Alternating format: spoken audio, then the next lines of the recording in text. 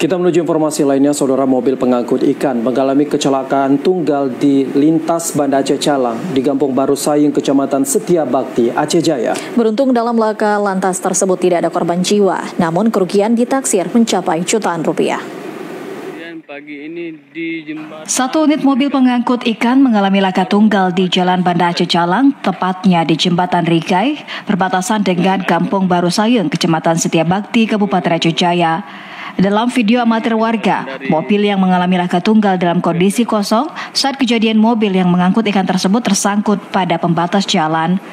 Berdasarkan informasi yang didapatkan dari sejumlah warga, mobil yang mengalami laka tunggal melaju dari arah Melabuh hendak menuju ke Banda Aceh setelah melakukan bongkar ikan di Sibolga, Sumatera. Laka tunggal ini terjadi pada Minggu pagi sekitar pukul 6 pagi setelah mengelak mobil yang saat ini melaju bersamaan dari Banda Aceh hendak ke Calang.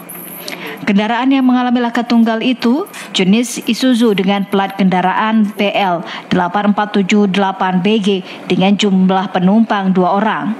Laka tersebut diduga terjadi saat menghindari dari mobil yang melaju kencang sehingga mobil pengangkut ikan keluar dari jalur hingga tersangkut ke pembatas jalan.